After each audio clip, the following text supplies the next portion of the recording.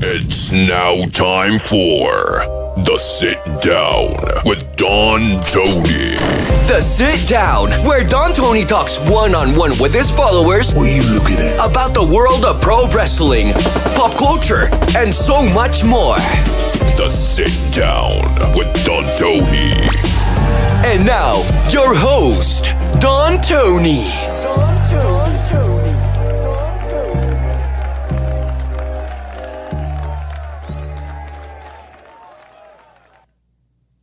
All right. Cody gets his slap back on SmackDown.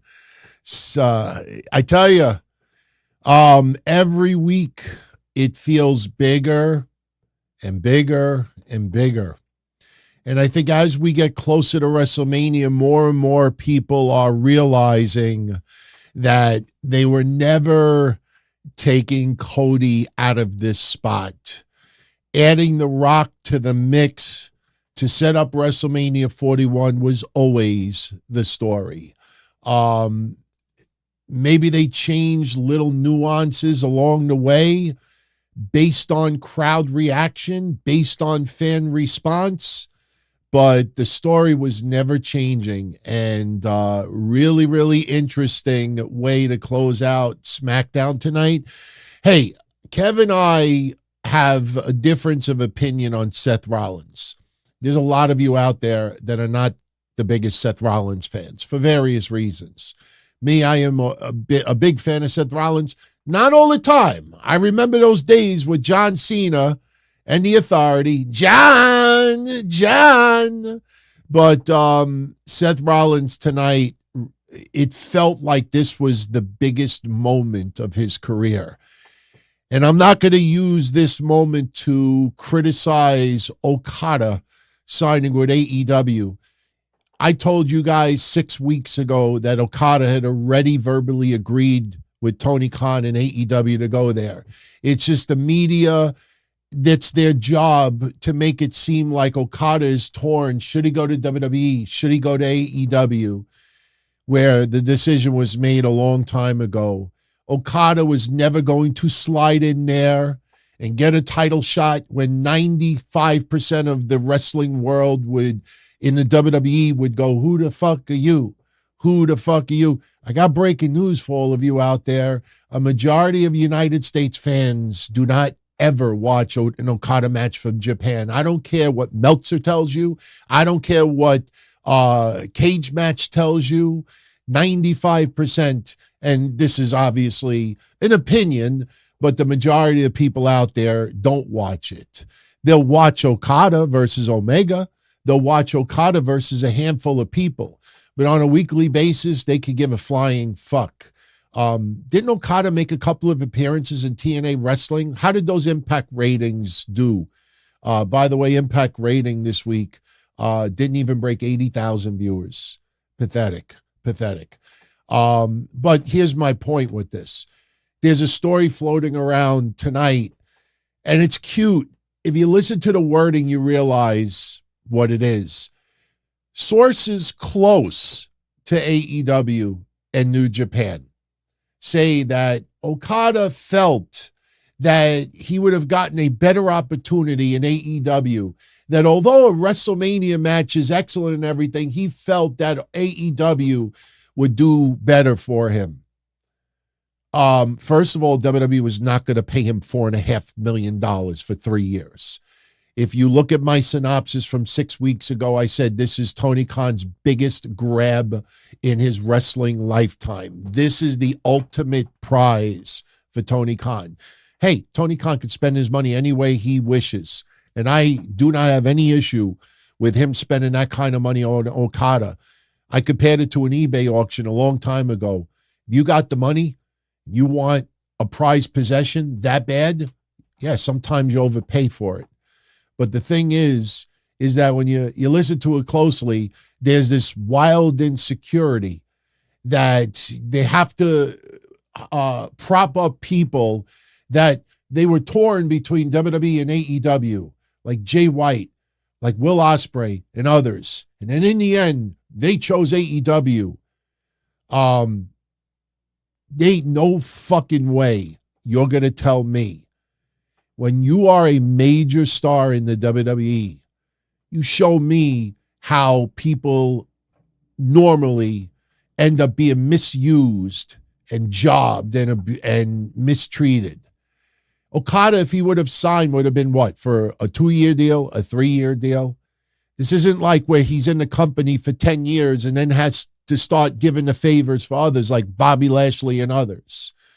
So you tell me the trend when someone big signs with WWE and in the end, they're not built up to one of the biggest stars of wrestling today. You know, it's just when you really, really analyze it, it makes no sense. You want to go to a different company, that's fine.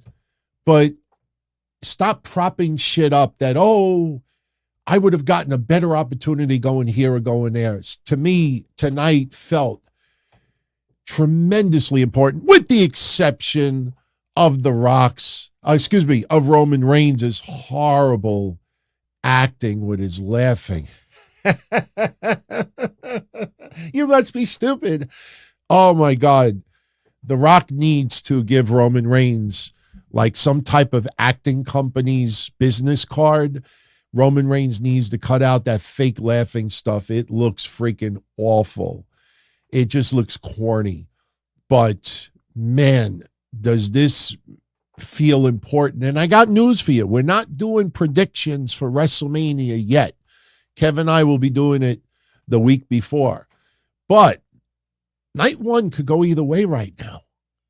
If you really think about it, night one could go either way. And we'll get into the sit down in a moment, because the sit down is, for those that don't know, it's the lazy show.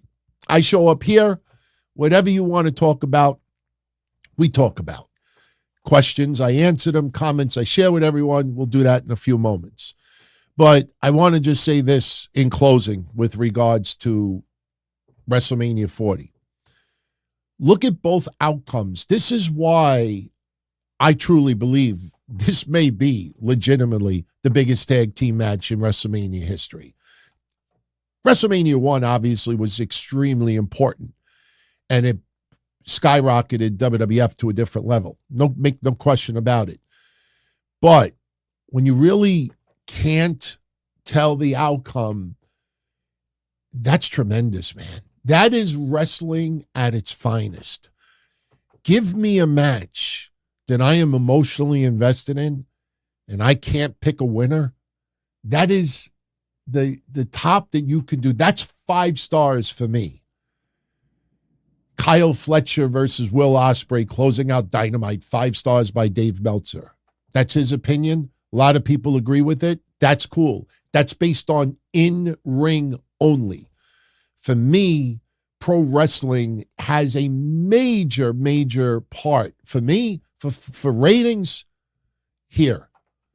When I can't predict the winner, when I am emotionally invested, I could see beautiful wrestling. I could see smoothness. But if I'm not emotionally attached to either person, what am I watching? So look at night one. If The Rock and Roman Reigns lose, well, let's go the opposite way. Yeah, no. If they lose, then the bloodline is barred from ringside. Now, yes, we've toyed the idea that someone else shows up that's not part of the bloodline that tries to get involved. Okay, that's a possibility. But you say to yourself, how would The Rock and Roman Reigns lose night one? I can't see Roman Reigns being pinned. I can't see The Rock being pinned. I see one of 2 scenarios. Solo Sikoa and Jimmy Uso get involved, causing a disqualification. And as a result, Cody gets his one-on-one with no bloodline at ringside. That's one scenario. Another scenario is that Drew McIntyre shows up and attacks Seth Rollins, and in the process gives the win to Cody and Seth Rollins, but also does major damage on Seth Rollins that obviously leads to a Drew McIntyre win on night 2. That's some scenarios. If Cody gets pinned on night one, it sheds a lot of doubt. Can Cody overcome even bigger odds on night two, where anything goes?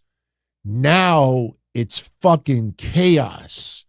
Jimmy Uso gets involved. Jey Uso gets involved. Maybe Kevin Owens gets involved. Sami Zayn gets involved. Anybody that had issues with the bloodline gets involved. Anybody that had issues with Cody Rhodes gets involved. And it turns into one hot mess. Maybe we get a couple of surprise appearances by people we don't expect to be there. That could happen. Seth Rollins getting pinned on night one, I think, is the biggest impossibility of them all, because Seth Rollins getting pinned on night one makes it look very, very weak. Even though Cody will overcome the odds, I don't think it would be wise for Seth Rollins to get pinned on night one. So you look at both scenarios. You could very well have the bloodline. I think for most people out there, the bloodline being barred from ringside is a more likely scenario. But the more and more I think about it, because it's so expected by many, because, again, who thinks Roman Reigns or The Rock is going to be pinned on night one? I certainly don't, as of right now. I tend to think we may end up getting bloodline rules night two. Now, yes, that could make Cody's win a little bit tainted. You have a whole bunch of people getting involved. Could Cody beat Roman one-on-one? But you got to remember the after effect. The Rock has to be held responsible for Roman Reigns losing the championship. That is very, very important, because ultimately Roman Reigns is going to turn on family. And the only way he turns on family and turns on The Rock is if he holds The Rock accountable for his loss. Roman Reigns did not make this original match offer. The Rock did. Listen to Cody's promo tonight very closely. You know, Rock, are you sure you're the boss? Because you had to acknowledge the tribal chief. Isn't the tribal chief your boss? So they're instilling that The Rock is making the decisions. Tonight, Rock publicly let everybody know that he is part of TKO, and TKO is Cody and Seth's boss. Remember the first night Kevin and I returned on January 29th. January 29th, before Rock and Cody hugged in the ring. Before that night, and Kevin and I said, I think The Rock is going to put his power in TKO in a storyline, and you see it happen in full blown. So I love it. I love it. I'm invested. Tonight's SmackDown was about two things more than anything. Setting up Logan Paul versus Randy Orton at WrestleMania for the United States Championship. Roman Reigns and The Rock versus Cody and Seth night one. Roman Reigns and Cody night two. That's what tonight was about. That ate up at least half the show. In the middle of it, Tiffany Stratton, who is major over with the fans, beat Meechin. So now you start thinking to yourself, okay, what other jobbers, with all due respect, is Tiffany Stratton going to be fed next? She already beat Zelina. She already beat Meechin. I can't remember who else she has beaten recently. Naomi. She beat Naomi. So now we probably going to go into like Alba Fire territory, Isla Dawn territory. Tiffany Stratton is on a roll. KARRION KROSS losing to Bobby Lashley by disqualification because AOP gets involved. I didn't like the disqualification. It feels like a story that needs to end, that hasn't ended. And as much as I love Precious Paul Ellering, as much as I love the original Paul E, as I like to call him, he's just not doing it for me. Standing out there with the white glove with the Hall of Fame ring on top of it. It almost looks like a Mr. Sacco if you look close. You know, it's just, he's just standing there and he looks like a 75-year-old bald man that I could probably, and he'll fall over.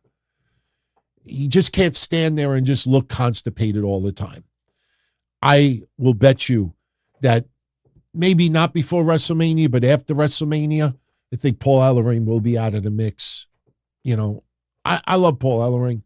Loved his stuff with the Road Warriors. You know, even when he was in WWF in the latter part of in the 90s. But just not feeling it. Not feeling it. What other match went down tonight? Dragon Lee over Angel. And that was a fun match. Dragon Lee over with the fans. Rey Mysterio returns next week. That is tremendous. And I still can't get over the pop that Rey Mysterio got last week. I understand location is very, very important, but holy shit, they played the replay tonight, and I couldn't believe that kind of pop that he got. It was a good night tonight. The matches, you know, were somewhat short. You know, Randy Orton and Kevin Owens beating Austin Theory and Grayson Waller to open up. You know, again, that is the setup more than anything. Logan Paul versus Randy Orton for WrestleMania. Listen, I don't like that KSM guy. I have nothing personal against him. He's one half of the owners of Prime, the original owner of Prime.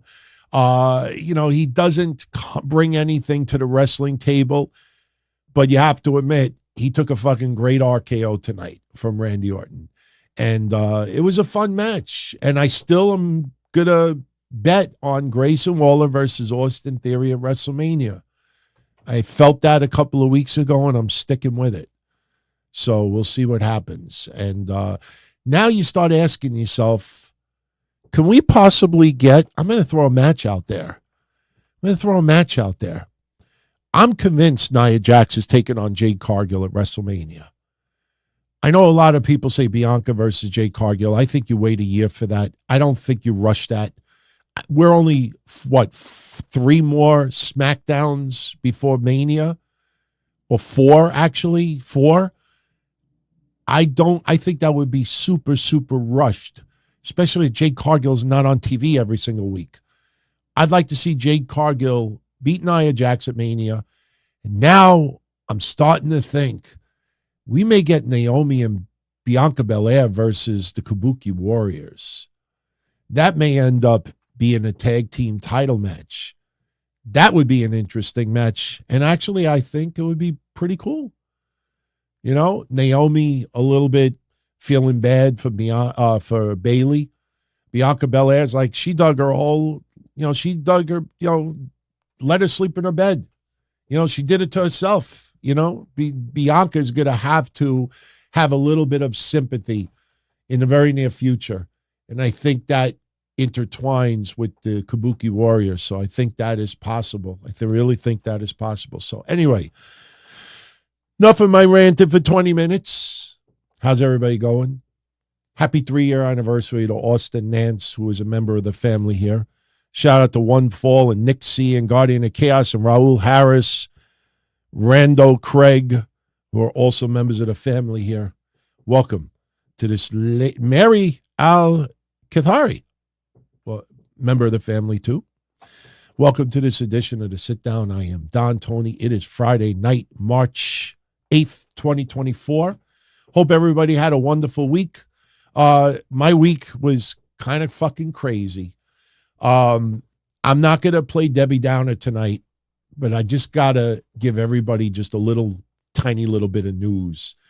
Anybody that's a patron or a channel member that heard the Patreon show Tuesday, you know where this is going. I had one of the most weirdest days this past Tuesday. First of all, I don't know if any of you have ever experienced this before, but my bedroom TV was a 65-inch LG TV. And it's on, maybe like 18 hours a day.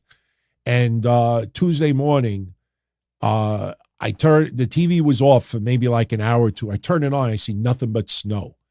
Not the snow from back in the 80s and the 90s, and you turn on like a UHF channel, or you try to get scrambled porn and you see that kind of snow. Just like still snow. It ends up that my main board got fried. And either I would have had to wait 2 weeks to get a new main board and install it myself, or I had to buy a new TV, so I had to get a new TV. So I ended up getting a 50-inch. I know they're a lot cheaper now, But I felt it was over the top. But that's not what made Tuesday crazy. Just to show you all, especially those who are pet lovers, why never take your pets for granted, that the years fly by just like this. About 2 months ago, I told you about my wife's dog, Chelsea, passing away in our house, out of nowhere, 13 years old. Horrible. I put my dog Peanut to sleep about 10 years ago. A lot of you remember that time. I was crushed. I'm still crushed. I'm guilty of crying on these shows as recent as maybe a couple of months ago about my dog. I miss him to this day. But I've learned to accept why I had to do what I had to do. But I bonded with her right, in the last 2 years of her life, and she was close to family. That was 2 months ago. Monday night, I'm on with Kev. Kev's cat, Amy, who's 14, is very, very close to passing away. She's very, very sick. And Kev and I had a little serious conversation on Monday's show about his cat. The next morning, my wife had to post this on social media. Her second of 3 dogs, her second Yorkie, Lennox, died this past Tuesday. So within 2 months, she lost both of these beautiful little dogs. How fucking crazy is that? She's had Chelsea for 13 years and Lennox for 12 years, and they both died within 2 months of each other. He had a brain tumor. Nobody knew about it. He started losing vision. All of a sudden, out of nowhere, boom, seizures. There really wasn't much they could do. So if you're a pet lover out there and you got pets, really, really appreciate the time you have with them. I think sometimes, you look at this picture especially, look, they look like stuffed animals. But that picture is maybe a year ago. And what does that tell you? They may look beautiful, cute, furry, almost toy-like, but you can't forget the age. You can't forget that inside there could be a whole different thing going on. So this week has been kind of fucked up, everybody.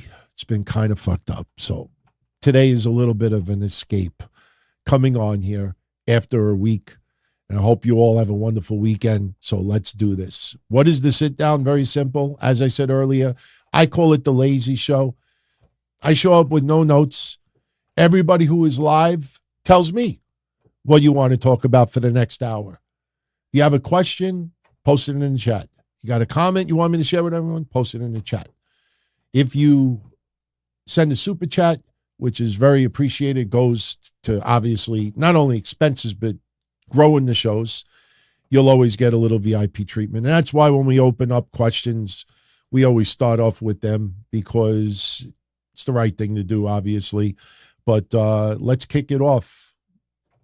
First, who's on the agenda first tonight? BTC 316. Thank you, my friend.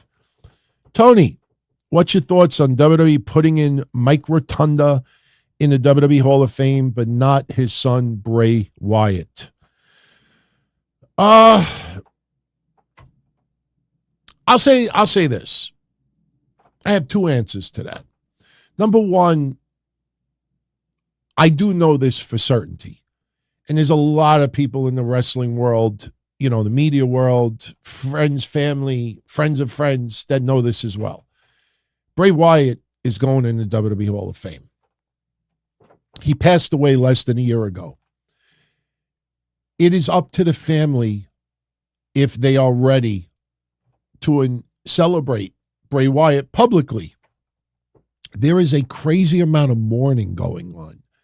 And that will not go away for a very long time.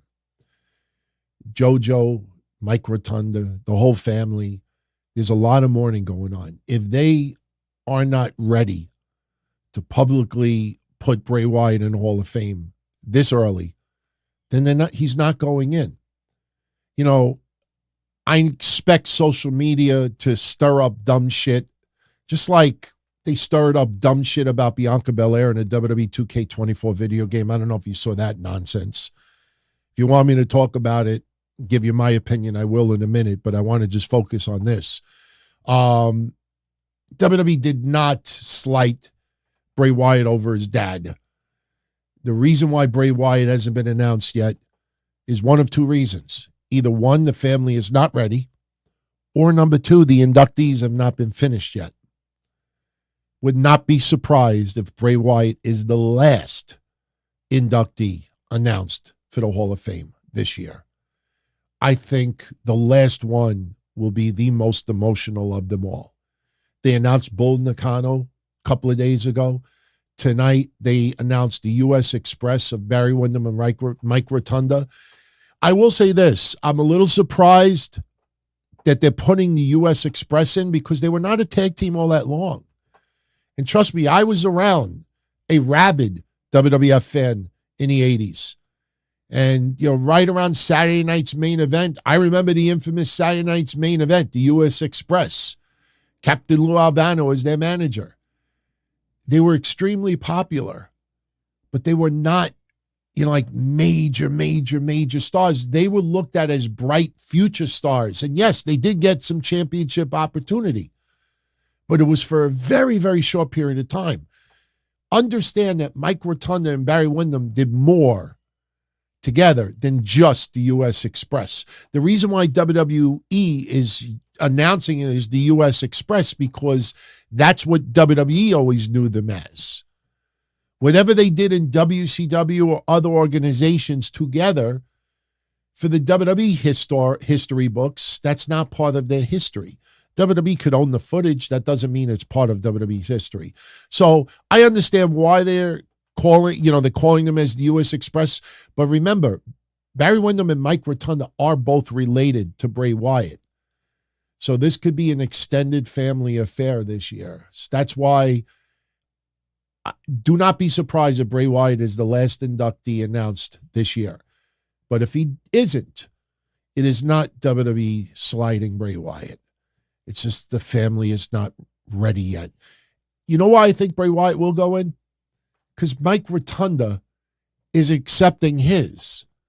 And you best fucking damn believe when Mike Rotunda steps on that stage, that whole crowd live at SmackDown is going to embrace him because everybody knows he is the father of Bray Wyatt. That's why I think Bray Wyatt is going in this year. Because even if the family is still grieving tremendously, that SmackDown Live audience is going to embrace Mike Rotunda and show Mike Rotunda their love for Bray Wyatt. So let's wait until all the inductees are announced before we go there. But there's nothing malicious, nothing, zero, none. Ronnie C. What's up, Ronnie? Thank you for the 20 spot, my friend. I'm loving the DTKC return to Mondays, but I totally need you on YouTube more each week, my guy. Any chance of you doing a second show again here? Yeah, in the near future. I don't want to call it that I'm taking a break. I'm not. It's just that with Kevin and I returning, if you've been tuning into Mondays, we take Mondays extremely seriously. If you look at the synopsis, we get into a lot.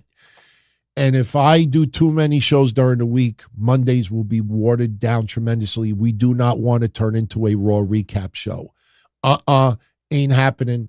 That's not what made DTKC, memorable for 20 years and the number one show for many of those years. We talk about news and we have a lot of topics scheduled for this Monday. So I will tell everybody this. I don't have a date on here yet. I got to talk to Kev about it, but few of you gave me some ideas. Kev and I are going to be doing a Q&A very, very soon. And some of you have said we should do it live on YouTube, even without video, because, hey, it's obviously about, generating revenue and paying bills and making a couple of dollars along the way. That's why everybody does it. So I'm going to talk to Kev to see if he wants to do it live on YouTube, and we could even maybe do it on Discord at the same time. And if we do, I think Sunday night is the way to go. I think not this Sunday, obviously, but maybe next Sunday, the 17th. Is it the 17th? Yeah, the 17th of March, or maybe even the 24th of March. maybe we'll do a Q&A then. But I got to talk to him before we make that announcement. But this week, the thread will be posted online to send in a question if you want us to discuss it. So we'll see. We will see. But thank you, Ronnie, for that. JP Sweeney is saying, DT, please talk about the Bianca Belair situation. It's ridiculous. She's a hell of a worker and talented, deserves every accomplishment that comes her way. She works her ass off, everything that she does. All right, I'm going to say this, and I guarantee you Kevin and I are going to have the same exact opinion on Monday. But those are, all right, I'm going to say it like this.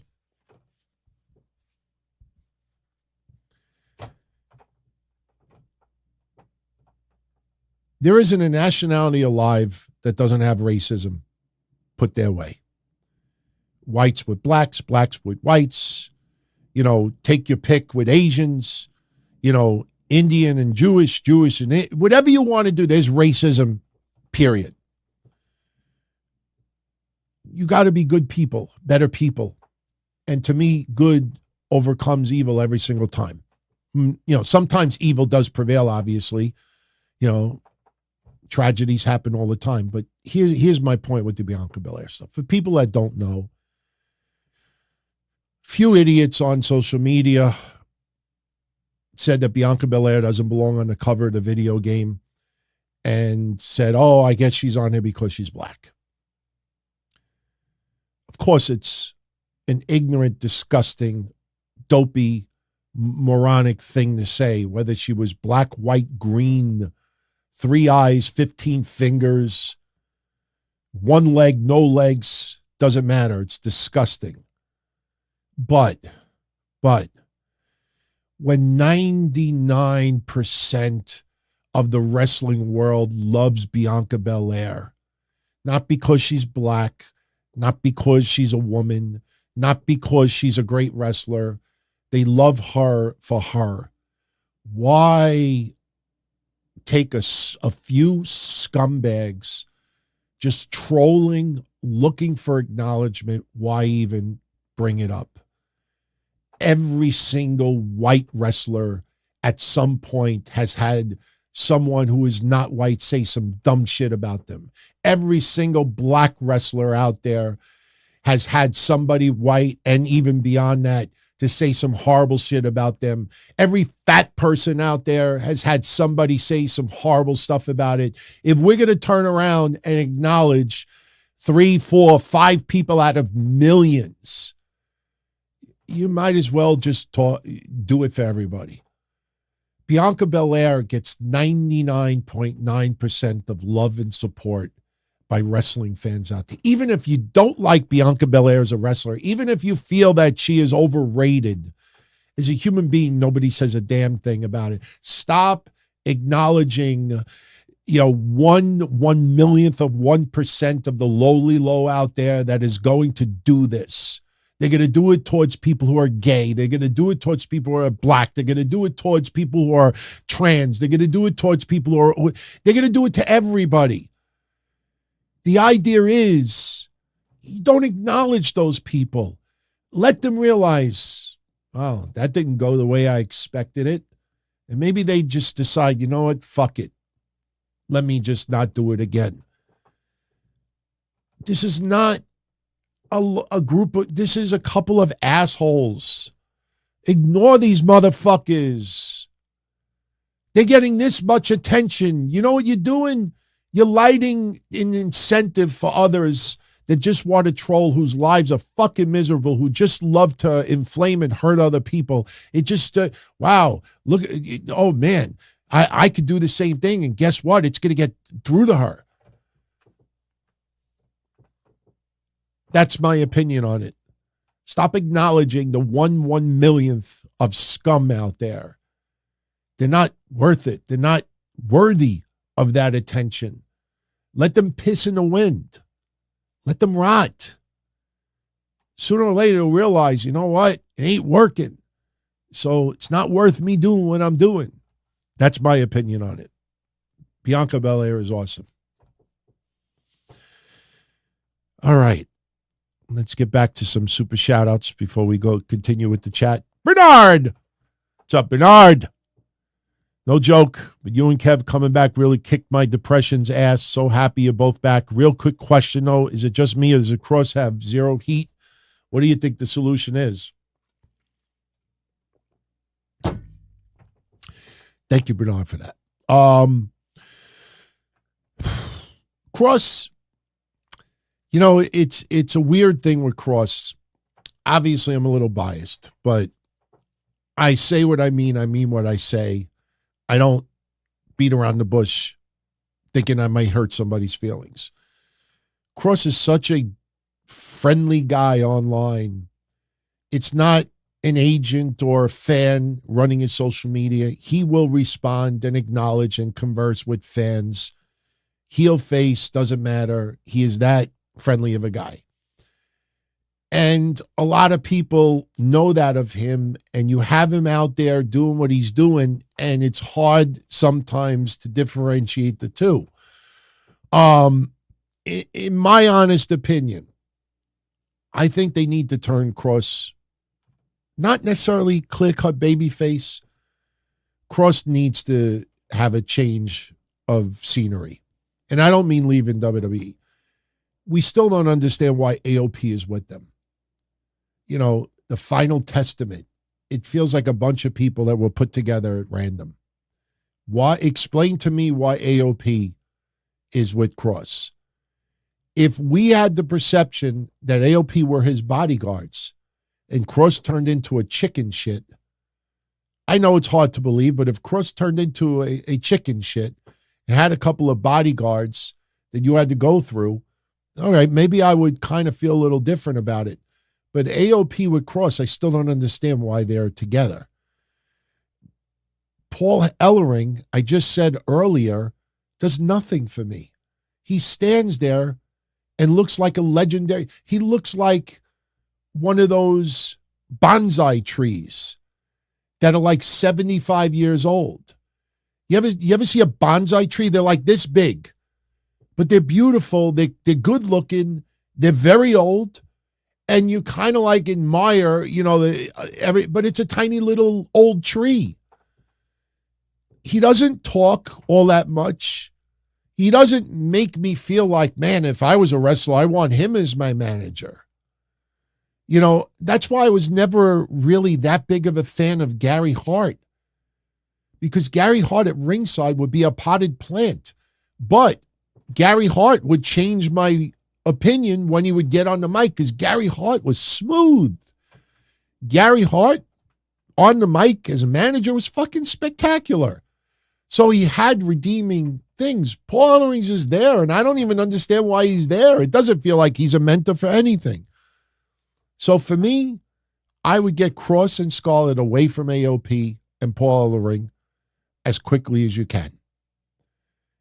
And I honestly think if AOP were to turn on KARRION KROSS, I think actually the crowd would pop a little bit. And I think Cross just needs to, like, fuck with Austin Theory, you know, fuck with a heel or two. If you have him fuck with the right heel, I think the crowd will change their view. That's my opinion. He just, there's something missing. And I think because he's genuinely a friendly, likable, committed, dedicated guy, this is not it for me. This is not it for me. That's what I would do. And I honestly think it would work. You could have him even with Santos Escobar. You could even do something there and have Elektra Lopez and Scarlett do a little thing. I think it would work. I really do. I don't know if they'll do that, Bernard, though. Thank you for that, Bernard. Raul Harris, thoughts on the Mercedes interview? I saw some of it. This is obviously her last opportunity to really, like, open up about WWE before she becomes all elite. Look, the two biggest things coming out of an interview, in my opinion, is that she professes her loyalty and love for Bayley, deservingly so. She also talked about that she had to stand up for herself, and in hindsight, I think she did the right thing. And she said she will be back in WWE one day. She will. You know, right now, she's creating a brand. AEW is going to allow her to build that brand. Will the brand lead to anywhere? Who knows? I have no idea. But Mercedes will be able to create a brand, and let's see where it goes from here. She came off very, very likable in the interview. There's not many Mercedes, Sasha Banks, Mercedes Varnado interviews that I'm ever really impressed with. This interview was different, though. This interview, I really enjoyed it. I thought that her guard was down a little bit more than usual. And, she'll be back in the WWE one day. For people trying to stir up controversy that, AEW is just a stop along the way. Yeah, that's what it is for a lot of people. That's what it is. It's a break. It's like going to summer camp. It's like going from full-time to part-time for a little while. That's what it is. There's nothing wrong with that. Stop making AEW and WWE feel like it's on the same playing field. It's not. But I like the interview. If some of you have not checked it out yet, you should. You should. Thank you for that. Dream 101, is it possible to do more video shows? We love DT. Well, we'll see. I'm going to do some Don Tony show episodes in the near future. It's just right now, you got to understand, we have a list of topics that Kevin and I discuss on Monday, and we start planning them on Tuesday. So when we get towards the weekend, we have a very good idea what we're going to get into. And the thing is I don't want to come up here on a Saturday or a Sunday and just, stretch like, CMLL wrestlers can't get visas. And people try to turn it into this major news story. And all it is you got a bunch of people who don't have work visas, who are independent contractors, are getting paid cash. And yeah, even though you got millions of people crossing the border illegally, if they're going to do it the right way, if you don't have any fucking reason to come to the United States other than visiting family, you're not going to have an easy time to get in. That's what real life is. There is no controversy with CML stars and wrestlers. This promotion got nervous. No fucking shit. Because they get in trouble. The government don't take it. Video shows again. Down the line. You got to understand something too, though. I don't, it's not that I don't care how many people tune in. I love each and every one of you that do. But I get a lot of people that are like, do a show this. Even when I was doing shows before, I can't wait for this show. I can't wait for Monday's, video. And then I see half of the people live on other people's shows and they're checking my stuff out on a replay. And I'm like, man, I'm not staying up till 3, 4, 5 in the morning so I could be somebody's second and third choice. So, right now, a lot of the focus is Monday. So I'll do more, but there's gotta be discussion behind it. There's gotta be news behind it. I think as we get closer to WrestleMania, there'll be a hell of a lot to talk about. So in the very near future, we will have some more shows. So look out for it. I will definitely keep everybody abreast when it happens. Moist Ham, my thoughts on the National Guard looking to protect the New York subways. The National Guard is not needed. It's not needed. What needs to happen in New York is when somebody gets arrested, they have to realize, fuck, I might be in jail for a little while. Not that I'll be back on the street in 3 hours. They have to let the police do what the police do best. And that's how you fix the problem. They didn't need the National Guard in the 70s. I'm too young to remember the 70s, but I do remember the 80s because I am old enough that we went to Times Square and some of my friends went in to check out some peep shows, and that was interesting. I think I was 16 years old. We went to Times Square with fake ID and we walked into a peep show. And for those that don't know what a peep show is, wow, I'm going back many, many decades for this. Who would have ever thought I'd talk about this? You basically pay like $1, $5, and you're in like a little tiny box by yourself. And it's basically a timer. And the thing would lift up and you would see X-rated stuff happening live.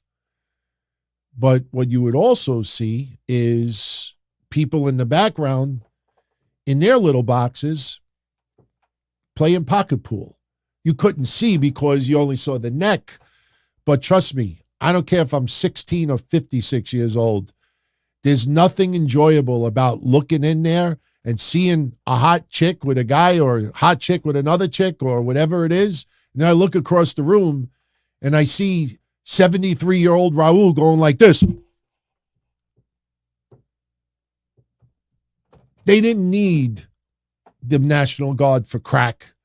They didn't need the National Guard for a lot of things. They don't need it for the fucking subways.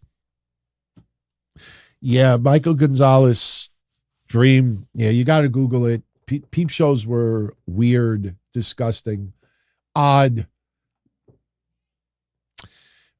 All right. Let's check out, see who's got some questions here. Someone I haven't acknowledged before. I'll answer Roderick here. Do I see a role for Liv Morgan at Mania? Yeah, she's turning heel. I don't know what she's going to do yet. I think it's going to probably, listen, there's probably going to be some type of a gauntlet or a battle royale.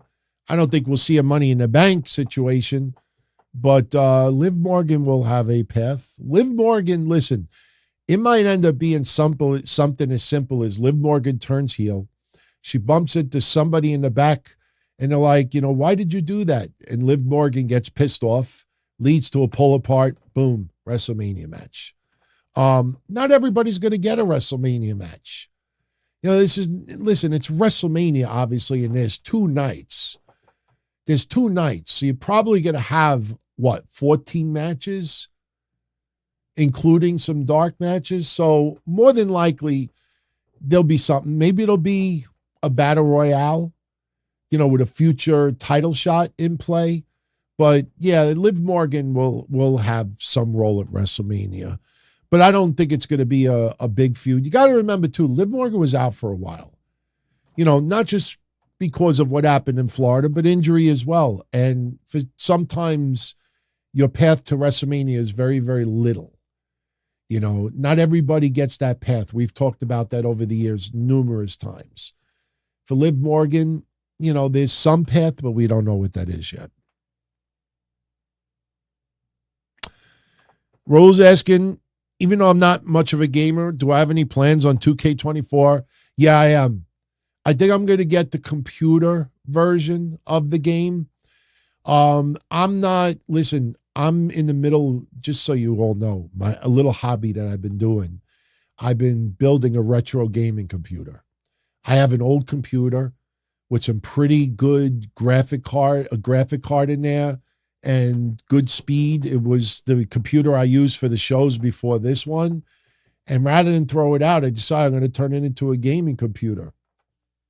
But I'm not looking to get a PS5 or even a 4. So I'm going to probably get the computer version. Seeing Pete Dunne, played a video game earlier, like we saw Tyler Bate playing a game, and Pete Dunne is looking at him like, what are you playing a game for? We got WrestleMania coming up. And Tyler Bate is like, you know what? You're right. Let me go talk to Nick Aldis about WrestleMania and what path. And then Tyler Bate leaves, and you see Pete Dunne. He sees the remote control, and he's like, he unpauses it, and he plays the game. The graphics look fucking incredible. The graphics look incredible. I will be playing that game. I don't know how much I'll be playing that game, but I will be playing that game. The 40 years of WrestleMania, believe it or not, as ridiculous as it sounds, if Mr. T and Roddy Piper's boxing match is in that game from WrestleMania 2, I probably would play that. Seriously, if you could do the boxing match, I would do that. There's some oddball matches over the years. I'm gonna play it. Yeah, I'm big on retro gaming. Seriously. I kind of get bored of like Atari stuff. ColecoVision I kind of liked, but for me, I'm old school. I'm like your Miss Pac-Man, your Gallagher's, shit like that. I'm trying to think of some others. 1941 was an awesome game back in the day. I like playing retro games. I have a retro game inside. Some of you have seen in the background of some of my pictures and videos, but that only has a limited number of games. I'm in the midst of building a full-blown. The computer will handle up to PS3. So, King Kong Bundy and Hillbilly Jim, Mania 3. I don't know if that match will be in there, but who knows? I mean, with the capabilities of today, they could have, almost anything in there. And listen, Brock Lesnar will be playable in the game soon. Just not right now because of the buzz with WrestleMania. Brock Lesnar will be acknowledged by Paul Heyman. Brock Lesnar will be a playable character in the game. You just got to be patient.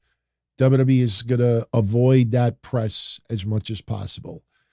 They don't need some douchebag, with all due respect, they don't need some douchebag in a press conference to say, your thoughts on Brock Lesnar in the video game, despite his allegations in the sexual assault lawsuit.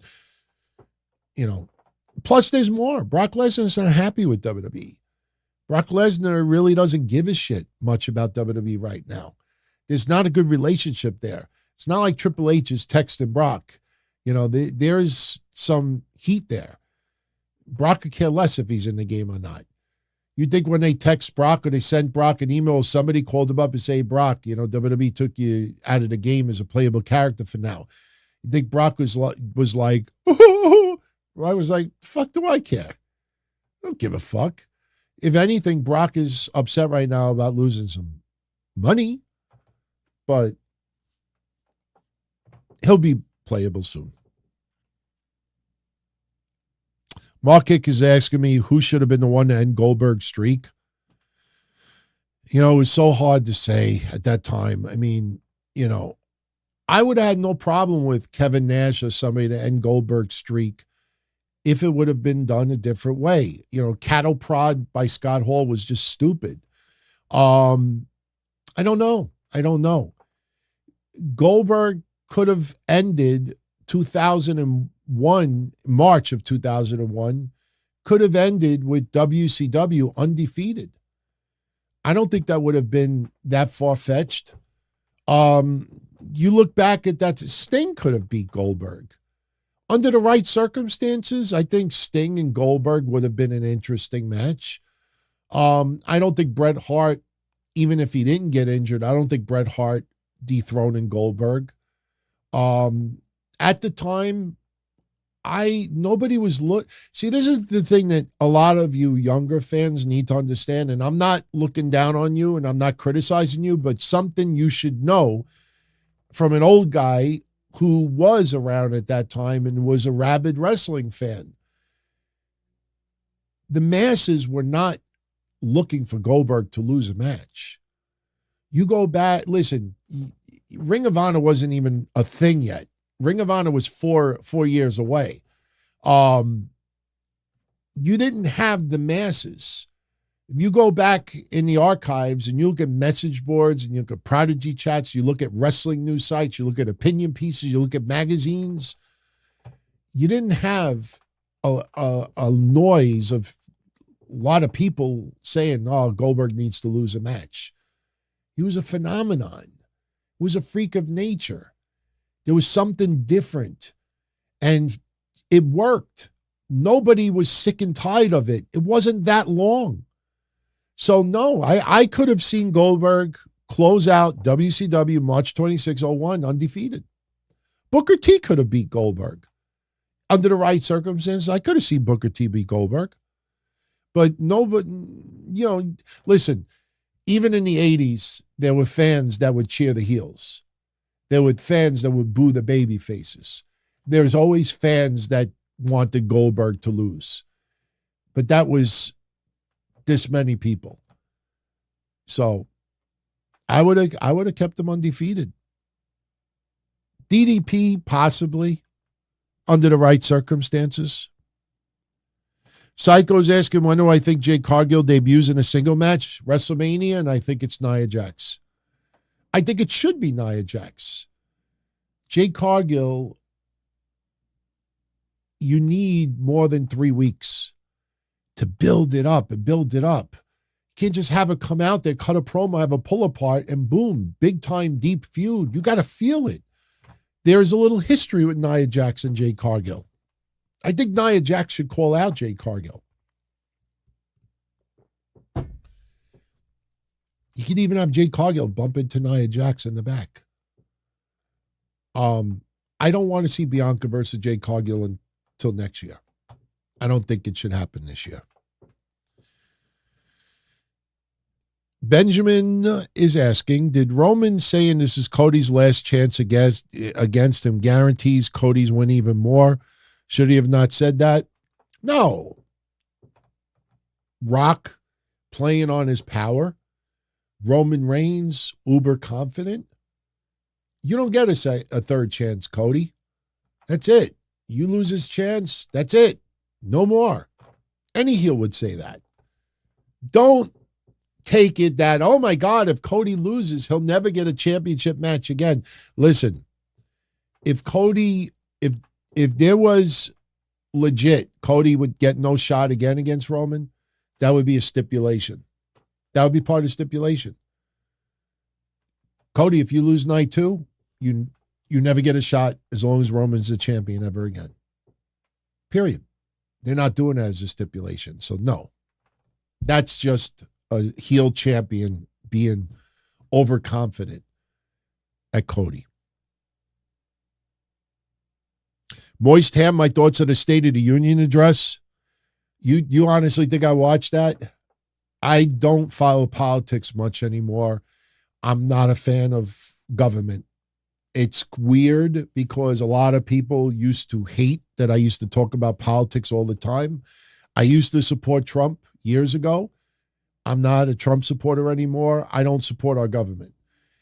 When I saw how things were treated with COVID on both sides of the aisle, and other things, I worry about myself. I worry about my family. I worry about my friends. I worry about the things that I love, my hobbies. I just worry about me and fuck the world. Seriously.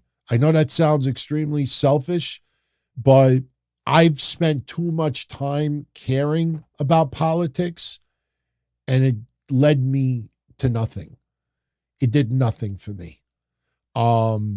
Especially when you need assistance.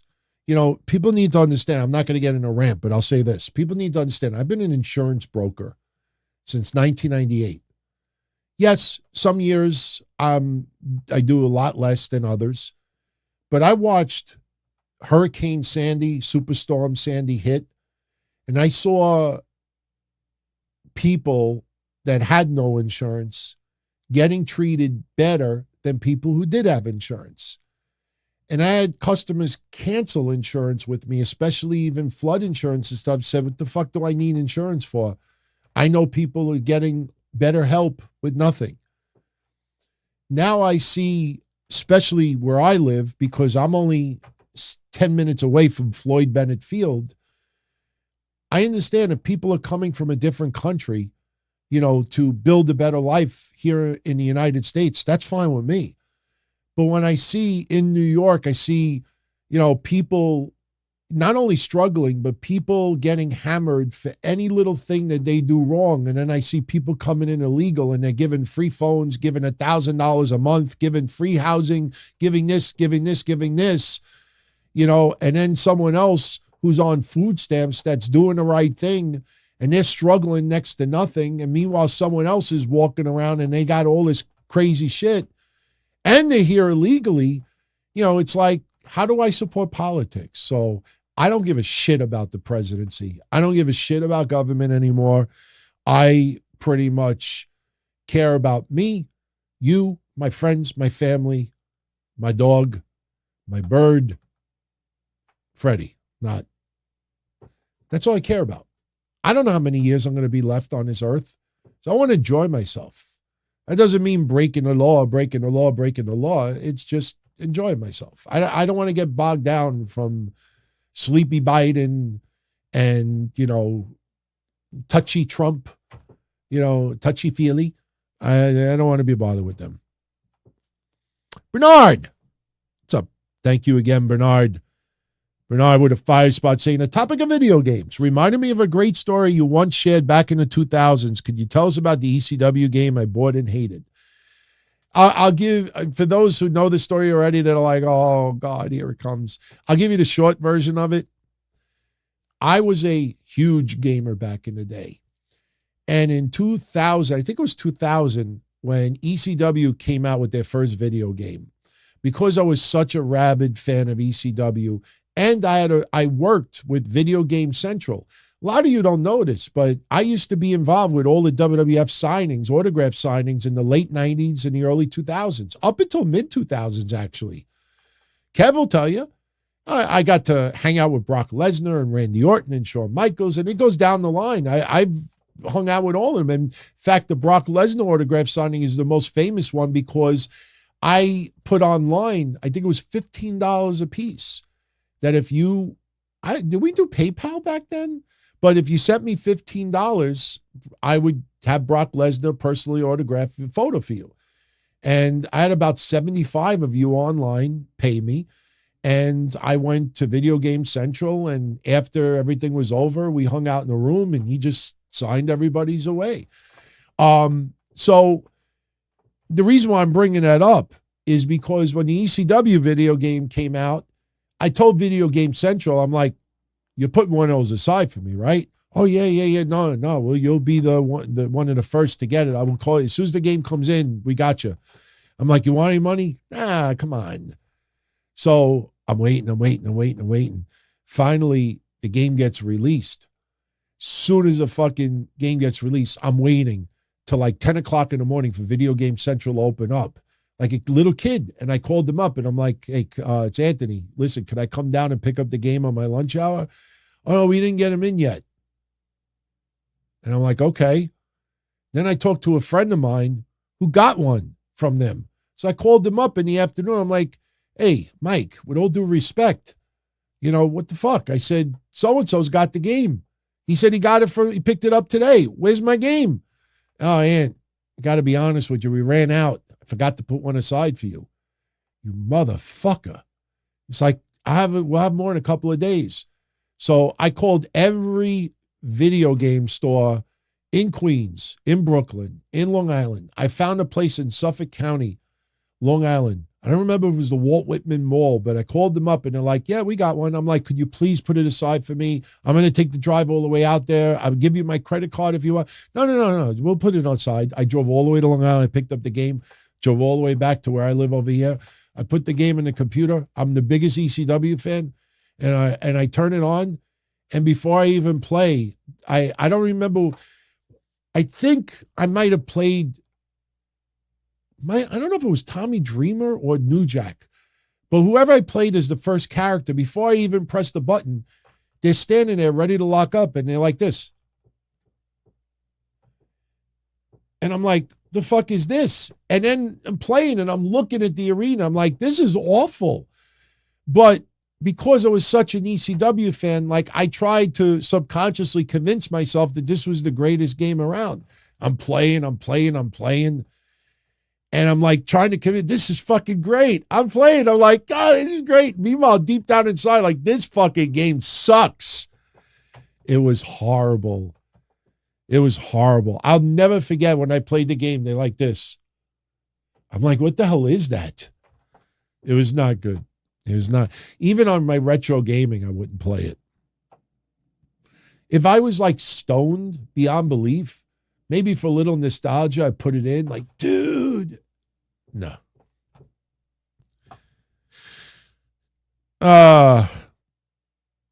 Michael says, if we want to play a terrible retro game, try Big Rigs Over the Road Racing, one of the worst racing games ever. Are those big tanker trucks, the 18-wheelers that were going over like obstacles? I don't remember if that was the game, but I do remember like an 18-rigger game or maybe off-road vehicles, and I remember the game being awful. Def Jam. That is an underappreciated game, man. Def Jam. So many people don't even know there's a wrestling game called Def Jam. That game is super, super underappreciated. Even back in the day, I don't recall starting conversations about that game, but I don't recall many people ever bringing it up. Def Jam is fun. You know, you look back on it now, it's very, very tame, that game. But some of you out there, go on YouTube and just type it in, Def Jam wrestling game, and just look at it. If you're into hip-hop, go check it out. If you've never played it, something tells me you might want to play it. Bernard says, fun fact, the guys who made the WCW video games made Def Jam. No shit. I did not know that. The WCW games, I tell you, WCW versus the World, I think it was, or WCW NWO, those were two fucking awesome games, man. I will tell you, I don't remember which of the games it is, but what I'm about to say, if you're a Rey Mysterio fan and you played those games, I have a feeling there's many of you out there who could be like, yeah, that was me. All I remember about playing the WCW video game, yes, Revenge. All I remember playing the game back in the day was being Rey Mysterio because it looked the most realistic, because it was a mask. And I remember doing his finisher over and over and over and over and over and over and over and over. Like you would hit like a couple of buttons and it would do like a special move. For some reason, I was just addicted to Rey Mysterio and hitting his finisher over and over and over and over and over again. I don't know why, but. Rojo Bear, thank you for the 2-spot. Thoughts on Kevin Kelly getting fired from AEW? I heard it's over some tweets that he made. I have not read the tweets as of yet. I have to go check them out. I'll say this. Back in the day, Kevin Kelly and I didn't get along. Trust me, he doesn't know who I am. Back in the day when we did the DTKC show, we said a couple of things. He didn't like it, told me, fuck you, blocked me forever. Not blocked anymore, but I like Kevin Kelly. I thought Kevin Kelly doing his work overseas was tremendous. I always loved his interactions with The Rock, but Kevin Kelly doing the Ring of Honor stuff, I thought was good. I really thought him and Ian Riccaboni are like maybe similar because who is the wise ass, the color of the two, but I really enjoyed his work. I'll say this. Kevin Kelly does not, again, I have not read the tweets. I'll talk about it Monday with Kev. If it's not extremely exciting, the tweets, then maybe I'll just talk about it later next week. But I'll say this. Whatever he said, Kevin Kelly does not come across to me as someone who would say something so stupid on social media that he would be fired over it. I almost have a feeling that Kevin Kelly may have said something a little too true. You know what I mean? If you understand what I'm saying? Like, not that he said anything like uber hatred, because listen, I personally think if he said something so over the top that people would call him for his head, I think it would have trended and I probably would have gotten 15 emails about it. DT, did you see what Kevin Kelly said? Almost nobody brought it up. All I heard was that he made a couple of tweets and, apparently AEW didn't like it and fired him over it. Douche says that Ian Riccaboni is supposedly the one who got him fired. The main one was just promoting Sound of Freedom, a movie many consider to be promoting QAnon.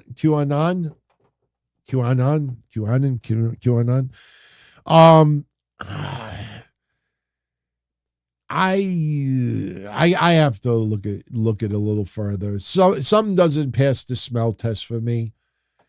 If was he promoting a movie or did he just say he liked the movie? I mean, I don't know. I gotta look. It'd be unfair for me to give you a full-blown answer right now. But again, I'll say this. He does not come across as someone, to me, that would say something so stupid to get fired over it. He can't, from what I hear from people that know him, he's a pretty cool, down-to-earth, genuine guy. So, and if he said something so controversial, maybe you suspend him. But, I mean, I wonder how many other people in that company may have also enjoyed the flick, but because they don't say anything publicly about it, it's okay. I don't know. I think there's something more to this that meets the eye, in my opinion. AG is asking, did I watch AEW Revolution? My thoughts on the matches and the results? Yeah, I'm not doing an AEW Revolution recap here. Kevin and I talked about it briefly on Monday. I watched some of it. Tuesday on Patreon, I had to defend Eddie Kingston a little bit. I'll say this. Some of the matches, I appreciate tremendously good wrestling matches. But I have to care about the people in the ring. With all due respect, I don't know one fucking person personally that gives a flying fuck about Kyle Fletcher. He wrestles tremendous, but I'm not emotionally invested in him. I don't care. Will Ospreay is definitely rubbing off on me, and I thought his match with Takeshita was great. It actually was better than great, but even the way they've used Takeshita, it's like, I'm not going to get into matches simply because they're good. I got to care about the person in the ring. Give me a reason why I want to see this person win or want to see this person get their ass kicked. Or see this part. Plus, here's another thing that people need to understand. The minute they put Hangman Page in the match with Swerve and Samoa Joe, that convinced me to not order this pay-per-view. And I'll tell you why. I know it may sound ridiculous to some, but I'll tell you why. AEW has been doing something for a long time that maybe a lot of people haven't noticed yet, but enough people have. Is that when you have two people getting pushed and then they cross paths, they do this chicken shit way to get out of it that it goes to a time limit draw. And it doesn't happen often, but whenever it does happen, it's like, okay, we don't want Bryan Danielson to lose to Hangman Page. We don't want Hangman Page to lose to Bryan Danielson. Or we don't want this person, we don't want Swerve to lose to Hangman Page. So we'll just do a time limit draw. This way, both advance, or nobody wins, and nobody loses. And that's because they don't do DQs. They don't believe in run-ins. They don't believe in somebody like causing someone a screw job finish. They do it once in a blue moon, and they think they're better because of it. In a lot of ways, it's the opposite. So I think Swerve should have won that belt months ago. My God, earlier today, I saw on Twitter like a clip from Rampage where Jeff Jarrett's in the back arguing with Sanjay Dutt and Karen Jarrett and Satnam Singh and Jay Lethal. And I'm like, I saw this fucking same backstage segment a year ago. Every fucking week. It's like Bill Murray and Groundhog Day. It's like 5:59 a.m. Every time it goes to 6 o'clock, Jeff Jarrett's arguing in the back with Sanjay Dutt. I'm like, how many months do I have to endure this shit? So Swerve, they're taking their time. They're milking it. They think this is foreplay. Oh, no, we'll just tease and tease and tease and tease. And guess what? I have wrestling blue balls now. So I want Swerve Strickland versus Samoa Joe. No, but we can't have Swerve Strickland to be pinned by Samoa Joe. Oh, I have an idea. Let's put Hangman Page in there. And what did Kevin and I say a week before the pay-per-view aired?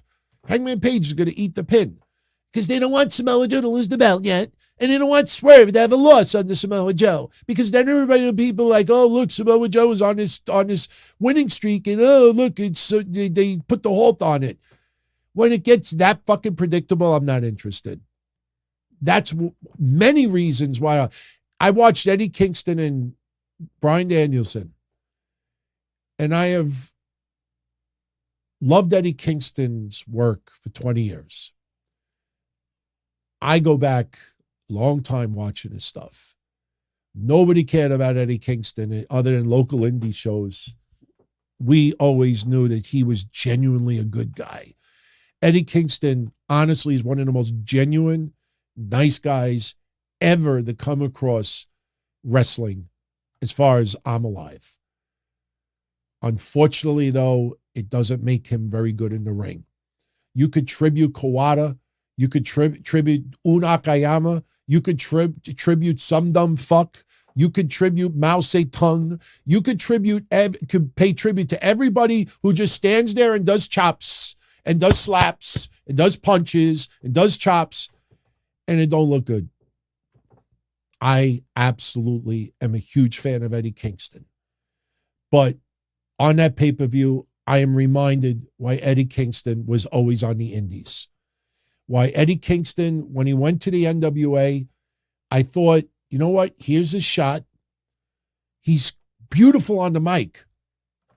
He resonates. He's the everyday person. He's in better shape than me. I want to make that clear. Eddie Kingston's in better shape than me. But I would have thought by now something would have improved. And to me, watching that match with Bryan Danielson, I'm like, it's almost like I'm trying to pull my tooth out without Novocaine, and it won't come out, and I'm pulling, and the fucking match is going 20 minutes, and I'm pulling, and my nerve is sticking out, and I'm like, come on already. Come on. And after 20 minutes, it finally comes out, and it's like, oh, thank God. I'm telling you why I was not interested, like, oh, I got to see this pay-per-view. No, there's many reasons. Sting's last match, look, Darby Allin spot, I know it's controversial. Wow, that hurt. My lip is now red. Wasn't the most sanitary thing to do. All I have is eyeglass cleaning wipe. I don't want to wake up in the morning tomorrow and look like I got punched in the mouth.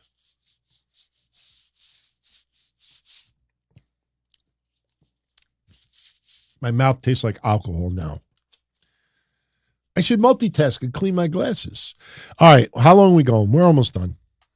We don't want to overload it. We got Monday coming. My thoughts on Sting's last rodeo. Honestly, I did find it cute that people were saying today that, oh, Sting wanted to put over the Young Bucks, wanted to give the rub. After 3 years and undefeated 30-plus matches, now Sting is, listen, the reports of Sting saying that he wanted to put over the Young Bucks, I believe that. But here's how I'll compare it. All of you and I go out to a restaurant. All right? I'm Sting. We go out to a restaurant and we'll all eat. And then the bill comes.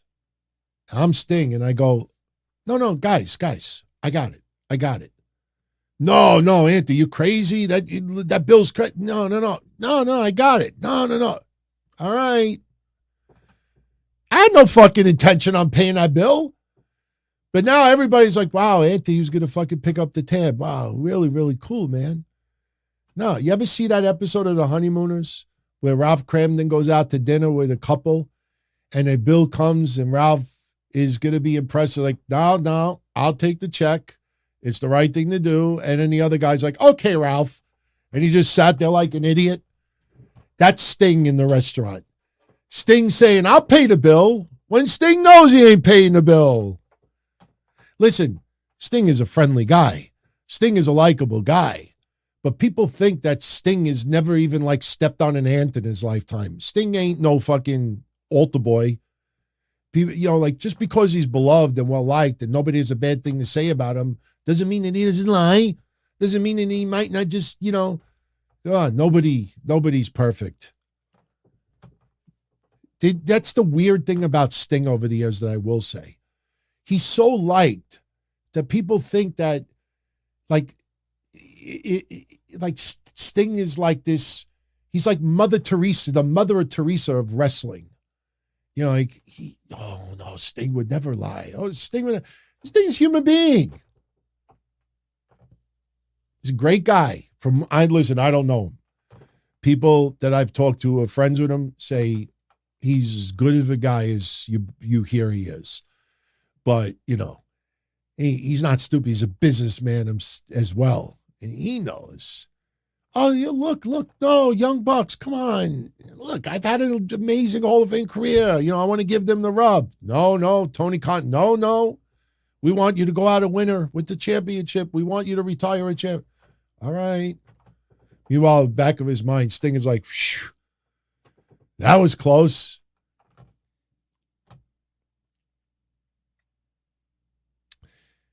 Michael is asking, was there any truth to Sting almost coming to the WWE in 2011 to face The Undertaker at WrestleMania 27? I don't believe it at all.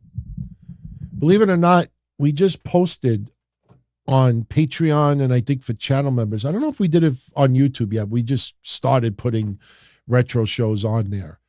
But we posted what was it?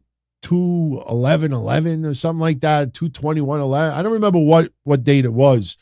But there was a lot of buzz that Sting was going to face The Undertaker, but it never was close. Was never close. People really thought Sting was going to come back to face, come to face The Undertaker in WWE. I have not heard that episode. I put it online, but I did not listen to it back. But no, back then, honestly, there were people hoping that it would happen. There were people believing it would happen, but it was never close. No. Clint is asking, what did I like or dislike about AEW Rampage? Well, I didn't watch it tonight because I'm doing the show. That's a very loaded question because every week the matches are different. I think the problem with AEW Rampage is that there's very little storyline being driven. The template is usually the same thing, especially on the women's side of things. Some of their main events, to them, it's a big deal. To me, it's not. And sometimes the people that don't get the opportunity on Dynamite will get the opportunity on Rampage. And then you realize there's a reason why they didn't get the opportunity on Dynamite. I don't, I brought up recently CMLL guys taking on the Dark Order. And I don't remember who it was, but somebody asked me online, you going to watch it? I'm like, you kidding?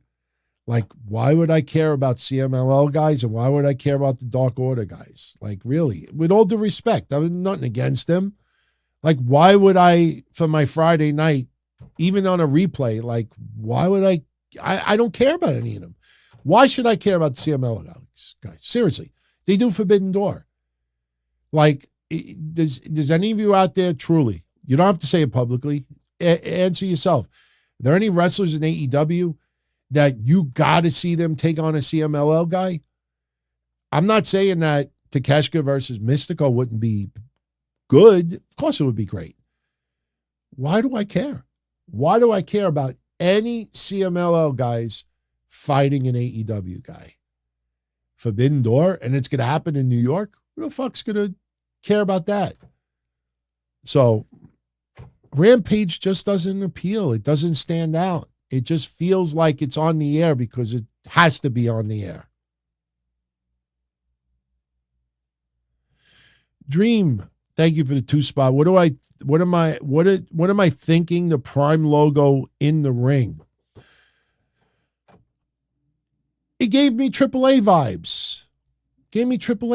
For those that don't know, Logan Paul revealed on SmackDown today that WWE has inked a deal with Prime Energy that on all premium live events, there's going to be a Prime logo in the middle of the ring. And I know a lot of fans are very outraged about it. Like, I don't want to see a fucking energy drink bottle in the ring. It reminds me of AAA back in the day with Corona and others. I don't care there's a logo in the ring.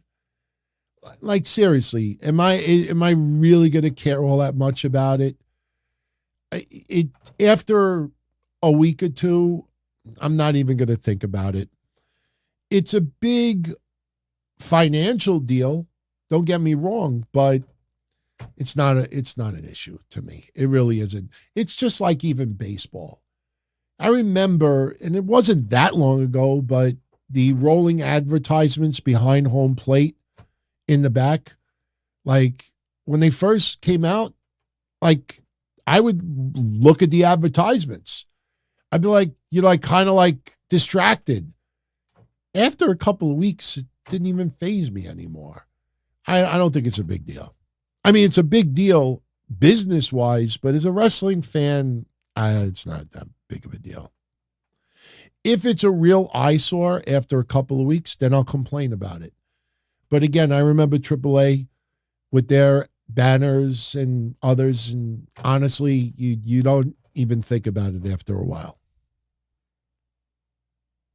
It won't look cheap.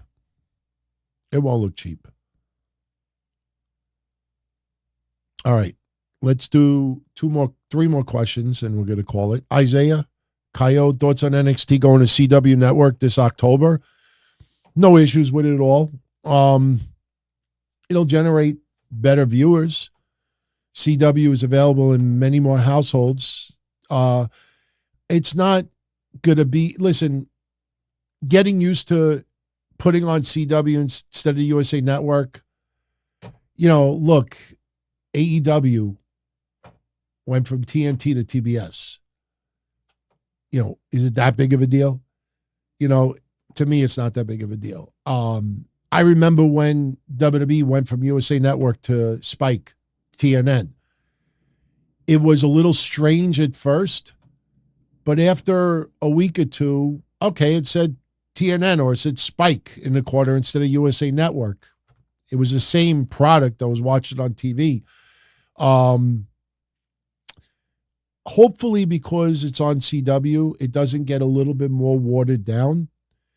But they don't get vulgar. They don't do blood. There's not much in NXT that would need to be censored now compared to before. But I think after a week or two, it's just going to feel like regular NXT. My question is, what happens with Raw? Raw from October to January. I want to see if USA Network works out a temporary 3-month deal that Raw stays on USA. Because that's something you got to start thinking about. Right now, Raw has no home. Could air on Peacock live. WWE could do that. They might do that. Work out a deal and be on Peacock for 3 months.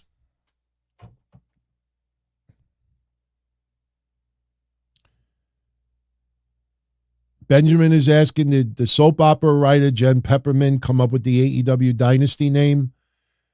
I don't know. I don't think so. I think that would be quite a lot to do in a very short amount of time. I don't think so.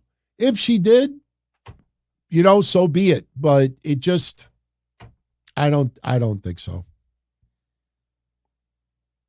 All right, last question for tonight. And if you want to see more of these shows, you know, especially those on the replay, you know, show up and we'll do more. Who's going to have the last question for tonight? Who's going to have, I'm looking, see what, let's do a good one. This won't be the last question, but as far as belts going downhill, I don't think so. I think people got tired of the WWE logo belt, that they're all the same. But I tell you, Seth Rollins' belt grew on me a hell of a lot more. It is a nice looking belt. Seth Rollins having that championship, it doesn't feel like a secondary title anymore. I mean, look, Roman has built a legacy with this championship, hasn't defended it like he used to, but, you know, it's still a historic, entertaining run. So, of course, his feels bigger. There's a bigger lineage, but Seth Rollins' belt is fine. No news on Tessa Blanchard. I have not seen the Sergeant Slaughter documentary on A&E as of yet. I watched the Randy Orton one. Kevin and I, we ran out of time Monday, but I watched it again for a second time to match Kev. The Randy Orton documentary is excellent. The only thing is, you realize at the very end that this documentary was completed before he really made his WWE return. So you're almost left at the impression like, oh, if Randy never really wrestles again, that's fine with him. But I was very surprised how open they were about his abuse. In fact, I got news for you. We're going to put up more retro episodes this weekend. If not this weekend, definitely next week. But some of the retro episodes we're going to put up is Kevin and I covering Randy Orton failing wellness back in the day.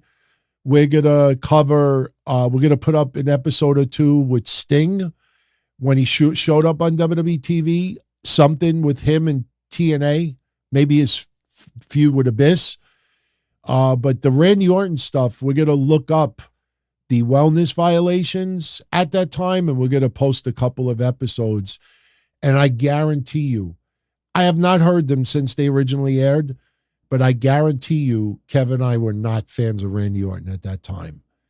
This guy was we thought he was a major fuck up. So yeah, that's the next set of retros we're going to be putting up. That's going to be some very interesting reflection back then, because there was some wild shit. Remember, speaking of shit, the bag wasn't discussed on the A&E documentary, but I know somewhere in those conversations Kevin and I had, we brought up, I think it was Amy Weber. I think it might have been Amy Weber. I don't know if I'm going to watch the Earthquake Dark Side of the Ring. I explained Monday with Kev why we weren't watching it. It's not Dark Side of the Ring. If they're celebrating Earthquake, that's nice and everything. We celebrated Earthquake when he died. Not trying to be cold about it, but like really, I mean, Earthquake was fun. I even liked Golga for a while, but it's like, why am I watching this? For real? Like, why is he Dark Side of the Ring? He wasn't a fuck up. He died way too young because of bladder cancer. That's not Dark Side of the Ring. That's just sad. And I honestly, I think this week it only drew 147,000 viewers. That Prevagen works, my friends. Look it up. I'm pretty sure Dark Side of the Ring did 147,000 viewers this week. They were ranked 92 out of top 150. And I have a feeling that I'm actually right when I say that. And if some of you turn around and you're like, holy shit, he is right. I think it was 147,000. Start taking Prevagen. Shit is crazy, man. Shit is crazy. Takes a couple of weeks to build up. Prevagen helps your memory. It's about, if you buy it on eBay, they're $25 a bottle. If you buy it on Amazon, it's $50 a bottle. Buy it on eBay. They never go bad. Take 20 milligrams every day in the morning. In about 2 to 3 weeks, it'll literally blow your mind how crazy your memory is. I'm serious. If you look up the rating right now, go to Spoiler TV, I think it is. I think that's exactly what the numbers were. And if I'm right, you could credit Prevagen to that. So, no updates on Tessa Blanchard. I don't think WWE needs her right now. Julia hasn't even debuted yet. They don't need Tessa Blanchard in WWE. All right, guys, I'm going to get out of here. Much love as always. I want to thank you for joining me for tonight. and I hope you all have a wonderful weekend. Here in New York, I heard we're going to have some very, very shitty weather. When any of you have iPhones, when you hear the phone go, doo-doo-doo, you ever hear that alert? Doo-doo-doo. Every time I hear it, I'm like, oh, God, what's the weather alert this time? I look at it like, flood watch, Saturday, 6 p.m. to 12 minutes. Like, oh, please. So I want to thank you all, as always, for stopping by. Whether you're live or on the archive, it is very much appreciated. Don't forget, even if you enjoy the video shows, download the audio shows. We don't make any extra coin off of it, but, you know, it helps us on the charts. You know, we want to get back in the top 10 on those charts, but we obviously are battling a very, very almost impossible hill, because the biggest thing that has changed in the podcasting world now compared to 10 years ago is that it is not based on IP addresses anymore. It is now based on number of downloads. And when you see a lot of those shows in the top 10, click on their profile. And then you see even like What Culture is the perfect example. What Culture is in the top 10 every single week. And why? They do 27 updates a week. On average, for the last 3 months, 27. So instead of doing a regular show, they'll put up 10-minute clips. So if you want to hear everything that they're talking about, you got to download 27 files. So after a week, every person, 27 or even 20 or even 15 or even 10, you start adding it up. So they could have 1/10 the listeners we do, but yet they have 10 times the numbers. Why? Because they do 27 shows a week. We do one. Sometimes this show pops up there too. But that's not easy. So when you get people bragging about their numbers, you know, I think Jim Cornette and Eric Bischoff are the only two. I think they're the only two that only do one show a week, and they're on that list. You look at the others, 3 shows, 5 shows, 7 shows. No wonder why they're in the top 10. Because they have 7 downloads a week compared to 1. So we have to get, if they have 7 downloads per person, we have to get 8 times the number of people than they do to get a higher ranking. So it's not easy, but you download the shows, spread the word, tell a friend that the DTKC show is back, that I'm here doing what I'm doing, and it helps. It helps. So, all right, everybody, have a good one. All the best. And I will catch you all again Monday night after Raw in Discord with Kev Castle. Be well. As far back as I can remember, I always wanted to be a podcaster. For me to live any other way was nuts. To me, those goody-good people who worked shitty jobs for bum paychecks and took the subway to work every day and worried about their bills were dead. I mean, they were suckers. They had no balls. If I wanted something, I just took it. I ran everything. I paid the bills. I paid the host.